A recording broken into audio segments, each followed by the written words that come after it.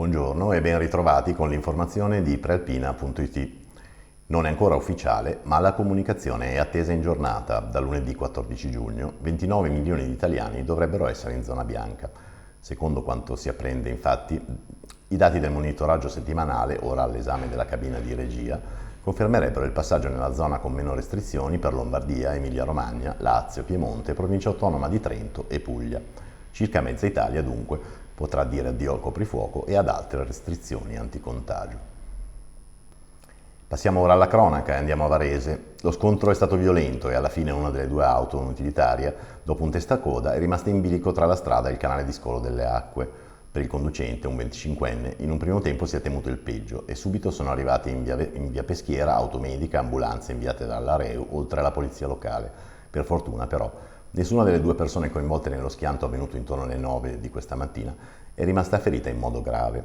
Problemi si sono verificati piuttosto per la circolazione, a quell'ora già intensa, in attesa che i soccorsi terminassero la loro opera e la polizia locale compisse gli accertamenti per ricostruire la dinamica dell'incidente.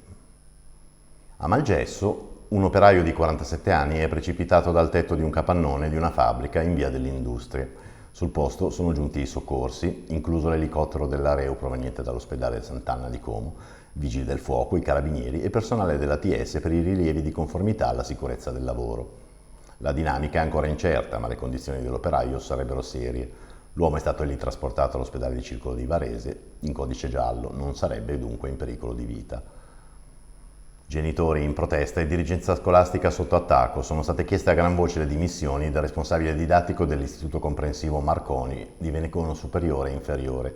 Ieri sera, giovedì 10 giugno, nel parcheggio antistante le elementari Manzoni, un centinaio di genitori si è riunito per manifestare contro la dirigenza. Il motivo del dissenso sono le dimissioni di 12 insegnanti, distribuiti su più scuole, che hanno chiesto di essere trasferiti senza alcun preavviso. Secondo i genitori, i motivi di tali scelte sarebbero riconducibili all'amministrazione severa messa in atto dal nuovo dirigente scolastico, Santo D'Angelo. Tutti i dettagli su Prealpina e su prealpina.it. A Gallarate sono in arrivo 5 tratte di barriere fonoassorbenti lungo i binari dei treni per un totale di oltre 1 chilometro, ma i residenti non abbassano la guardia e formano un comitato di pressione. Vediamo il servizio di Elisa Ranzetta. Da anni i gallaratesi chiedono barriere fonoassorbenti lungo le linee ferroviarie che attraversano la città. In attesa della prima parte dei lavori, che RFI intende compiere entro fine anno, quanti lottano con il rumore si stanno organizzando per costituire un vero e proprio comitato e intanto documentano la convivenza con i treni con video come quelli di cui vediamo le immagini e ascoltiamo i suoni.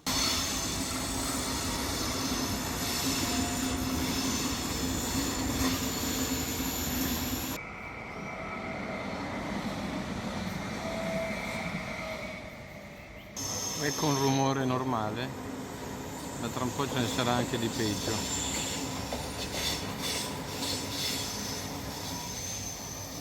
C'è anche Turko Arsimekov, un ceceno di 35 anni arrestato a Varese lo scorso novembre e legato all'attentatore che a Vienna il 2 novembre uccise 4 persone, tra i 7 destinatari di un'ordinanza in carcere nell'inchiesta della Digos e del pool antiterrorismo di Milano guidato da Alberto Nobili.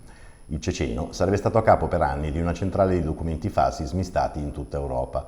Nel corso dei primi interrogatori, l'uomo, che viveva a Varese ed era in attesa di permesso di asilo politico, aveva ammesso di lavorare fungendo da casella postale. I falsi documenti arrivavano al suo indirizzo e lui li smistava. Non è provato che il gruppo abbia fornito il documento all'attentatore, ma avrebbe dato documenti falsi a una quindicina di terroristi e ne avrebbe smerciati 1 migliaio. Questa era l'ultima notizia, vi diamo appuntamento all'edizione delle ore 19 e vi auguriamo un buon pomeriggio.